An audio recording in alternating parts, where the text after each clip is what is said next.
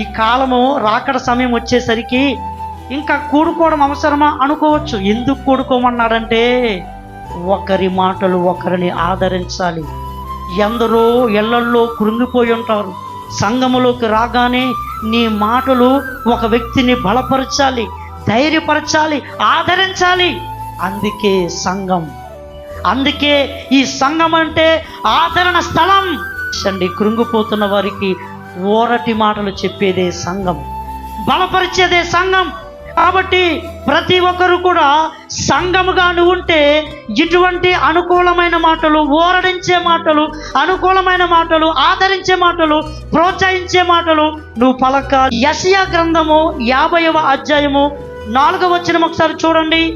అలసిపోయిన వారికి ఓరడించే మాటలు పలికే నోరు వారికి కావాలి.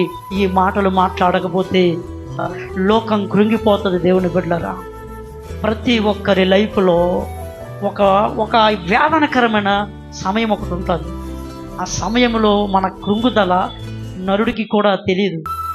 ఎంతగా కృంగిపోయి ఉంటామంటే ఎంత నొప్పి కూడా తట్టుకోలేనంత బాధ ఉంటుంది. అప్పుడు విపరీతమైన బాధలో ఎంత నొప్పి తగిలిన తల్లడిల్లిపోతాం, అంత బాధ కలుగుతుంది. అటువంటి పరిస్థితులు కలుగుతాయి.